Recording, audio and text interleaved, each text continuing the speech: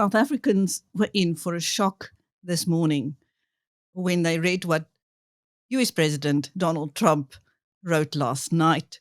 For those who haven't seen it, here it is.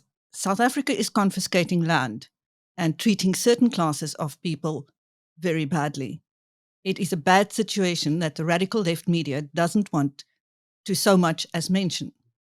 A massive human rights violation, at a minimum, is happening for all to see. The United States won't stand for it. We will act. Also, I will be cutting off all future funding to South Africa until a full investigation of this situation has been completed. We speak to Retired Colonel Chris Wyatt, an intelligence analyst from the US who woke up at 3 o'clock to be here with us. Welcome, Colonel.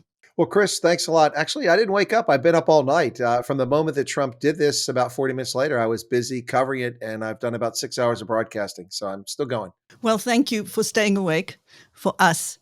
Chris, I'm sure you have plenty to say about this. You had warned that there would be consequences for South Africa. In fact, I did warn. I've been warning for a number of years. I warned in the intelligence community when I worked there that this was going to be a problem eventually. And when Cyril Ramaphosa came into office and then this bill was introduced shortly after he became president back into parliament where it had been voted down repeatedly year after year, and it got traction this time, I said, this is going to be a problem. This will be a bridge too far when it gets to that stage. People are like, don't worry about it. Don't worry about it. I said, in fact, it will be a problem. There's a lot of issues with this. And first, let me state the following, Chris. A lot of South Africans are losing their minds right now. And the bottom line is the following. South Africa is a sovereign state, and it's welcome to take whatever decisions it likes. If its government likes to pass an unconstitutional law that violates Section 25 of your Constitution regarding just and fair and equitable compensation for expropriation, that's their prerogative. It is unconstitutional, but that's not our place to interfere. However, South Africa has worked against U.S. national security interests, which we've talked about in the past, the Lady R, Russia, Ukraine, the list goes on. Its chumminess with Tehran and Beijing and Moscow. But when it does this, it violates the spirit and the intent of the Africa Growth and Opportunity Act, and also violates the agreement that we have donating funds to help South Africans with HIV, tuberculosis, and many other things. And that's just too far. We finally have a new sheriff in town who is not going to let America be taken for suckers. So South Africa doesn't want this money. It won't get it. Sadly, this is going to hurt South Africans, not the ANC. But you have felt all along that South Africa does not deserve AGOA. I did. In fact, I've said for a long time that South Africa has disqualified itself. The mere introduction of this piece of legislation in 2018 should have had South Africa removed to send a message. But we didn't do it under Trump. We didn't do it under Biden. And the ANC runs around like there are no consequences to their actions. It reminds me of, but I have free speech, but I have free speech. Well, yelling fire in a crowded theater isn't free speech. It's a public safety hazard, and you pay a consequence for that. There are consequences to your actions. And look, this isn't punishing South Africa. We're just not obliged to give you money if you're doing things we don't agree with. And we're not suckers, finally, and Trump's taking action. So I don't understand why a lot of people are upset, but I know it's going to come today, and there'll be a big backlash, but too bad. But do you think the ANC, at the end of the day, will really care or change its ways? Well, it depends on how seriously they take it. Let me put it in this perspective. Trump has been accused of being willy-nilly using sanctions or threats of sanctions. But what has happened? Trump threatened sanctions against Canada, against Mexico. And Justin Trudeau threw in the towel and decided to resign as prime minister. So that's actually a good development for Canadians and something that Trump probably is happy about. Their sanctions did go into effect on the 1st, and hopefully they'll have their intended effect and they won't last very long. Mexico refused to take back its nationals who were in our country illegally until Trump threatened 25% tariffs. And then suddenly Claudia Sheinbaum opened up camps and started processing migrants that were illegal aliens that were sent back there. Colombia's President Gustavo Petro, after approving U.S. repatriation flights with military aircraft while they're in the air en route, thought he'd be clever and say, oh, we're disapproving this.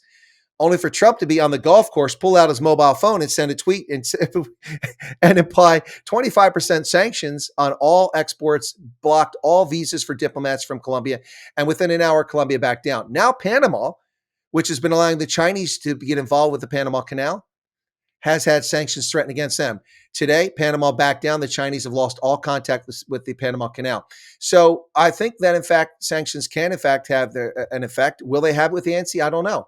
I think the only way you get the ANC's attention is you put sanctions on the leaders so they can't travel and they can't do things. I think that's the way that you actually have an impact on that. So I think the way that you actually have an impact on the ANC is that you go ahead and put sanctions on the leaders. I'm not calling for that, but I think what's happened right now is the following. I've heard tonight that Marco Rubio, our Secretary of State, will be coming to South Africa in 3 weeks.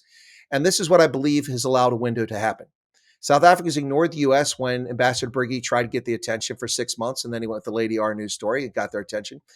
But the ANC is ignoring us, and we're giving you tons of resources and money, and there's a risk to this. So I think what's happening here is that Trump has put down a shot across the bow to warn the ANC that we won't tolerate this, violating your laws, violating your constitution, and by the way, violating the Universal Declaration of Human Rights, of which South Africa is a signatory. So this is not acceptable. So we are going to do this now. And I suspect today or tomorrow that South Africa may find itself suspended from AGOA as another measure. But that's not a big impact. It's going to affect people who send goods to America, 2% tariff. They'll probably eat the cost of that. Not a big deal. But it will send a message. And if Rubio comes in 3 weeks, if South Africa's parliament does the right thing and follows through with a Section 80 challenge to this law, which is unconstitutional, you need 132 members, 1/3 of the parliament, to sign the letter, send the letter to the Constitutional Court. If that happens before the 30-day period expires from the 23rd of January onwards, that will fall within the window when Rubio's supposed to be there. And if that happens and it goes to the court, I'll bet you that Trump backs off and takes his foot off the gas. But right now, it doesn't look good for South Africa. But meanwhile, anti-Western proponents would argue good riddance. South Africa has the backing of China and Russia and BRICS countries. Surely it could survive. Sure. Okay. Sure. What exactly have China, Russia, India, and Brazil provided vis-a-vis HIV money? United States has given South Africa $8.1 billion, 150 billion rand since 2003 in 22 years. 150 billion rand. That's 150 billion rand that the ANC didn't have to devote to taking care of its citizens for antiretrovirals, counseling and testing, and services for HIV and healthcare. We also provide resources in so many other areas. So if you think you can get that from China, go ahead. We're not telling you, do what you want. We'll not you, the ANC. Go ahead. Go to China. Go to the BRICS. You think you're going to get that? More power to you. That's your prerogative. That's your position. And beyond that, if you think that China is going to advocate for you at the IMF and World Bank when you want money to grift from there in grants and loans, like we helped with you in 2020, getting you $4.3 billion US, good luck with that. Go ahead. Not going to happen. And if you think that we are going to continue to give you preferential access to our marketplace with no duty when you impose duty on our goods, and we don't even have a problem with that, there's no reciprocity. If you think it's going to hurt us, it doesn't. Not giving South Africa $500 million a year doesn't hurt the U.S. Not giving South Africa preferential access to our marketplace doesn't hurt the U.S. It hurts South Africans, and that's who's going to pay the price. Colonel, do you think there's more behind this tweet? Perhaps also South Africa's stance on the war between Russia and Ukraine and its anti-Israeli stance? I think that South Africa was already in for a rude awakening when it comes to AGOA once Trump took office. But I think that would have come a little further down the pike. And I do believe that the stance against Israel and the bogus case of genocide against him, the International Court of Justice, did play a role in this. But I think the real issue, the proximate cause of why this occurred now is Cyril Ramaphosa saw Donald Trump. He congratulated him on your being sworn in, and they said a cordial phone call. Things are all great and fine and dandy. And Cyril runs off and then just pokes the bear in the eye. Oh, okay. Well, we're friends. Here's expropriation without compensation. We're going to confiscate property from our citizens with no compensation, despite the fact that our Constitution tells us we have to do that. Now, Trump's tweet hints and indicates at a class of people. To me, that class of people are property owners. And property isn't just land. It's houses, it's stocks, it's bonds, it's pension funds, it's cars, it's bakkies, it's jewelry, it's Krugerrands, it's all that. They can take anything at any time. And I guarantee you that the first two steps with this, when they get a chance, are going to come after pension funds. Oh, we need 10% because we don't have enough money. They'll take that. And the other thing they're going to come after is they're going to go after any political opponents. If you speak out against the ruling government of the day, you'll get a phone call or a visit. Hey, maybe you should stop talking about the government. We're tired of hearing about it. Oh, you like your pension fund? It won't be there next week. And I think that's going to have the chilling effect that's desired, silent speech. Looking at the language of that tweet, it clearly was his own words without any diplomatic intervention there, Chris. So he must have been hugely triggered by something our president said or did. Well, I think, in fact, signing that thing at Davos really was giving the middle finger. to the U.S. Ramaphosa and the ANC know that the U.S. Expects respect for property rights. It's enshrined in AGOA, and it is our norm for what we do around the world. We have something similar to what you have in South Africa. Section 25 allows for expropriation with compensation. We have eminent domain. The government can take your property with just compensation, but it has to be in the public interest. Now, that's been abused from time to time in America by authorities, and I recognize that. But in South Africa, you have expropriation with compensation. There's no reason whatsoever the government needs to expropriate property, Chris. There's no reason, none. The money is there. It's been a lame, half-hearted attempt to do land restitution. The facts of the matter are never discussed publicly because South Africans are afraid to say something, or they just aren't willing to discuss this issue. But there were 75,000 plus land claims in legitimate period from 1994 to 1999 filed. That was the window. 74,000 plus of those land claims were resolved over 20 years ago. Most were financial compensation, and we could debate about whether it was fair compensation. In many cases, I'd say maybe it wasn't. That's a fair point, but that's a separate topic. So there's only a little over 1,000 land claims, and the ANC has refused to settle those because there are contending claims for the land. It's unclear, and so those remain unresolved. Now, when Zuma came in, he opened up another window illegitimately over a decade ago, and another 141,000 land claims came in. Most of them were bogus. They were redundant. They were claims for land that had already been settled. This is a red herring, the land issue. Land is an issue, but most South Africans want land for a house or to build a tuck shop or a stand or a business on. They're not looking to be farmers. The ANC wants to put 1 million Black South Africans into subsistence farming. The world's going the other direction, Chris. Automation, AI, robotics. There aren't many people working on farms in much of the world anymore. It's all industrial scale now, and they're not going to make money. Putting people on farms and subsistence farming makes them perpetually dependent on the state. And that is what the ANC wants. But this is going to backfire spectacularly. It already has.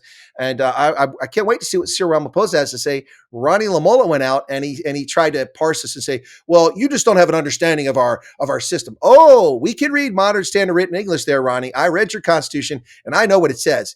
You are very much mistaken. You are violating the law and you think that the world's going to look the other way. Well, Trump is a new sheriff in town. He's in his second term. He's 78 years old. He's full of vim and vigor, and he's not putting up with fools, and you're one of them. Okay, now we've just heard that President Cyril Ramaphosa is looking forward to meeting President Donald Trump. What do you say to that? Well, yeah, it's fascinating news. So again, sanctions and threats of sanctions seem to get people's attention. Now Ramaphosa is looking forward, wants to meet with Donald Trump, wants to engage with him. So we'll see if that happens, Chris. I think that Trump might tell him, nah, talk to the hand, not the face right now, and make him wait until Rubio shows up in South Africa in a few weeks. I think that might be the case. And again, I think there's going to be some more trouble coming South Africa's way, but we'll see. Look, South Africa is a constitutional democracy rooted in the rule of law, justice, and equality. That's just what South Africa's government says, except it's not. When you expropriate people's property without compensation, that's not just. That's not right. It's also a violation of the Constitution. So, we'll see if Ramaphosa comes through with Trump. That's what he wants to do. This just broke. News 24 reported this a short while ago, and other media outlets are reporting that Ramaphosa wants to meet with Trump. But he wasn't asking or hoping to meet with Trump 24 hours ago. Now, was he? Isn't that strange how one tweet changes the entire game? So, Trump is playing three-dimensional chess, and the ANC is playing checkers. Who do you think is going to win? Thank you. That was retired U.S. Army Colonel Chris Wyatt, also an intelligence analyst, speaking to BizNews after Trump made his move against South Africa. And I am Christine. Thank you, Colonel. You're very welcome. Have a good day.